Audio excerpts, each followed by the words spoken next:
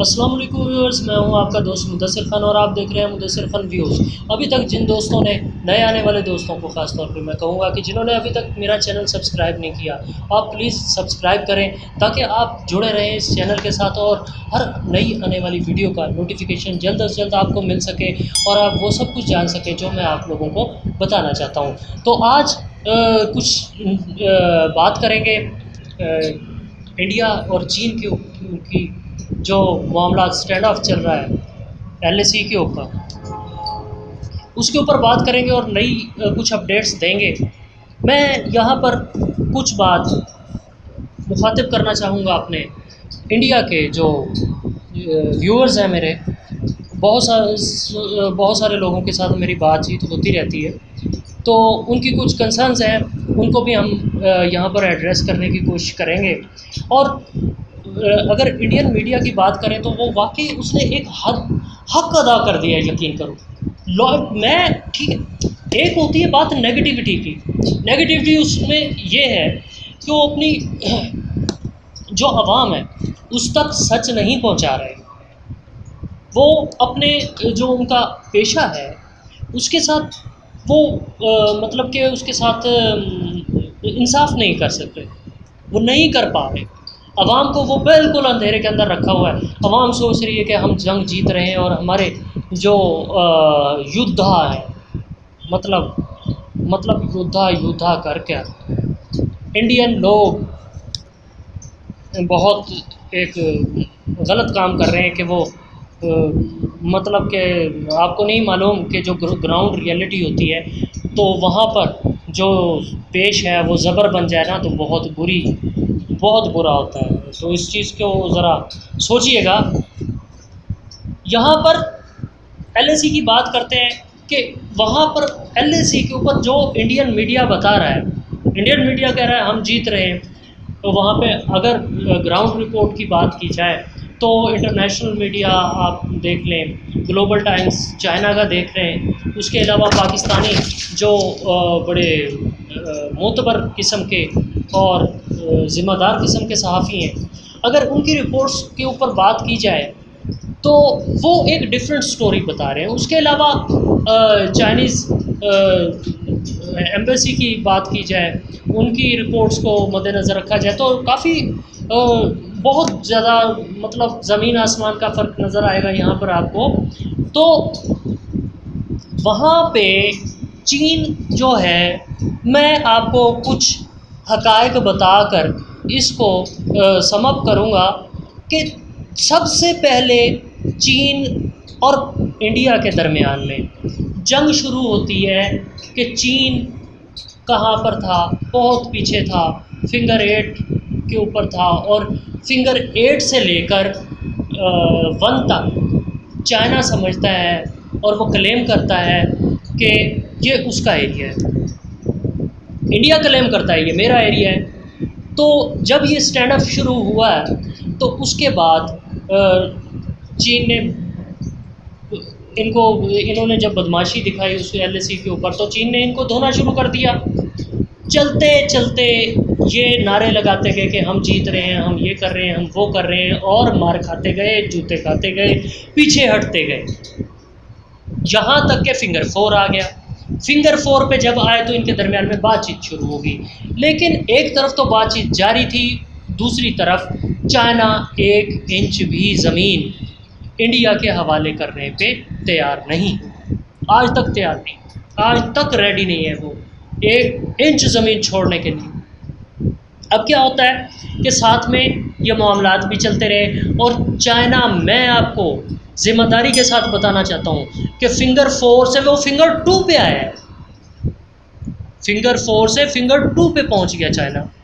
अब मामलात जो हुए उसमें चीन ने एक तो बहुत ही खूबसूरत शर्त ये रखी कि इंडिया चाइना के जितने भी इंटरेस्ट हैं उनके ख़िलाफ़ कभी बात नहीं करेगा, उनके ख़िलाफ़ कभी काम नहीं करेगा।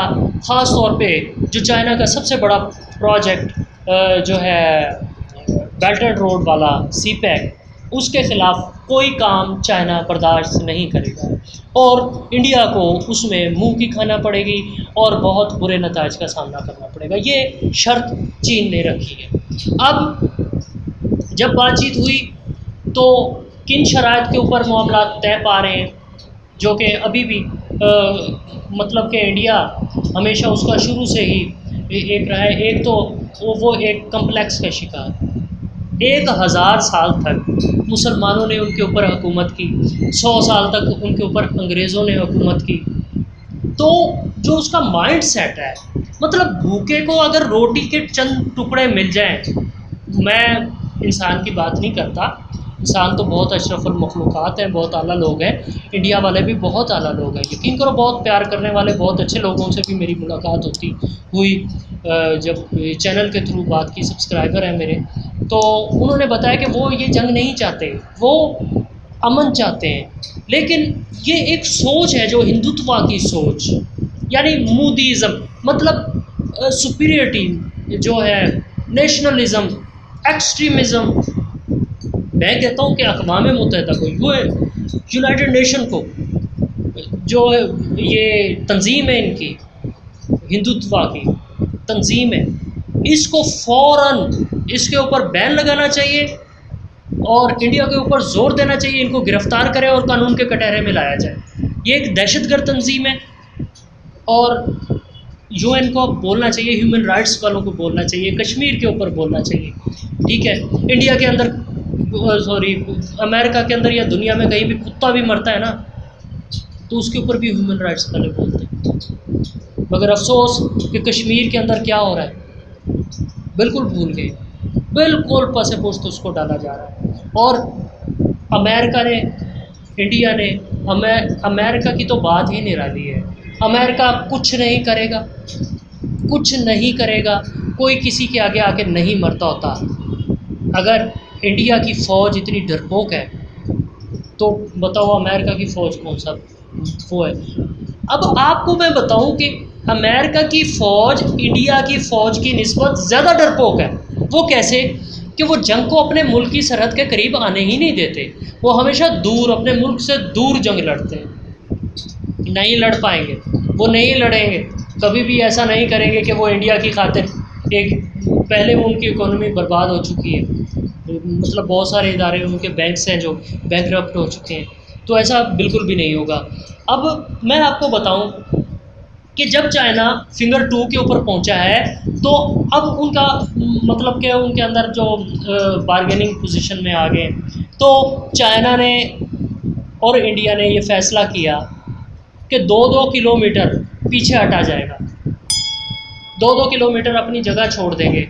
मतलब चाइना भी पीछे हट जाएगा, ये भी पीछे हट जाएगा। चाइना तो आगे आ चुका था फिंगर 4 पे, अब फिंगर 2 पे आ गया। मतलब इंडिया से जो इलाके छीने हैं वो तो बिल्कुल ही नहीं दे रहा, उसके अलावा जो बाद में छीने हैं उसमें से भी 2 किलोमीटर वो पीछे आएगा। मतलब कि यहाँ पर मैं बात करूँ तो मतलब वो पीछे हट जाएगा इधर से इंडिया अपने ही इलाके जो उसके पास ऑलरेडी मौजूद थे, फिंगर 2 की बात नहीं हो रही, उससे पहले के इलाका जो इंडिया के पास था वो उसमें से भी विथड्रॉ करेगा, पीछे 2 किलोमीटर जाएगा। तो मतलब ये जो एरिया होगा 4 किलोमीटर का, तो ये बफर जोन कहलाएगा। मतलब वो किसी भी कंट्री का उसके ऊपर हक नहीं होगा, किसी भी कंट्री का उसके ऊपर अमलदारी नहीं होगी, तो वहाँ पर मतलब वो बफर जोन है, उसके अंदर कुछ नहीं होगा, किसी की अमलदारी नहीं होगी। अब वो जो बफर जोन है वो इंडिया के फिंगर 2 के बाद बन रहा है। मतलब फिंगर 2 से तो चाइना पीछे 2 किलोमीटर हट रहा है, और फिंगर 2 से जो इंडिया का इलाका था और जो ये तो सारे छीने हैं ना, फिंगर 4 तक छीने हैं, उसके बाद फिंगर 2 तक छिन गया। अब फिंगर 2 की बात की है कि 2 किलोमीटर चाइना पीछे जाएगा, अब इंडिया 2 किलोमीटर और पीछे आएगा, तो मतलब जो उसका पास अभी तक एरिया है उससे भी 2 किलोमीटर पीछे जाएगा। तो हारा कौन, जीता कौन? इंडिया जो बफर जोन है उसमें पेट्रोलिंग करता था, 14 जो पॉइंट थे, पेट्रोलिंग पॉइंट नंबर 14, 15, 17, 17A, यहाँ तक इंडिया पेट्रोलिंग करता था। अब इंडिया ने वहाँ से भी सरेंडर कर दिया है, मतलब वो फिगर 2 से भी पीछे 2 किलोमीटर जाना पड़ेगा उसको। तो जीता कौन, हारा कौन, फैसला आपका इंडिया वालों। तो आप कहते हो कि मैं इंडिया के बारे में बहुत बोलता हूँ, तो अब आप खुद फैसला कर लो कि आपको मीडिया क्या बता रहा है और ग्राउंड रियलिटी क्या है। अब आप देख लो कि हारा कौन है, जीता कौन है। अब ये देख लो कि जाना तो चाइना को पीछे चाहिए था, इंडिया क्यों पीछे जा रहा है?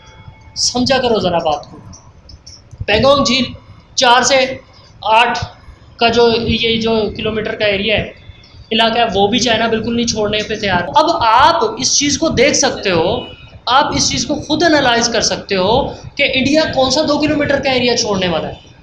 वो 2 फिंगर 2 से पीछे हटने वाला है। वो अपना जो ऑलरेडी मौजूद है फिंगर 2 तक तो चाइना पहुंच गया था ना, उसके अलावा जो इंडिया के पास मौजूद था वो भी पीछे हटने को तैयार हो गया है। तो मतलब अब तैयार रहिए कि ये जो स्टैंड ऑफ के दिन है, ये डेट लिख लीजिए अपने पास। और जिस तरह 65 की जंग के बाद आपने वो बड़ा मनाते हो, कारगिल की जंग के बाद आप बहुत ज़्यादा मनाते हो कि हम जीत गए, हम जीत गए, इसी तरह एक मौका खुशी मनाने का आपके पास एक और आ गया है। आप ये डेट लिख लो, तो आप ये भी मनाना कि इंडिया चाइना से लद्दाख के अंदर जीत गया। क्लैपिंग।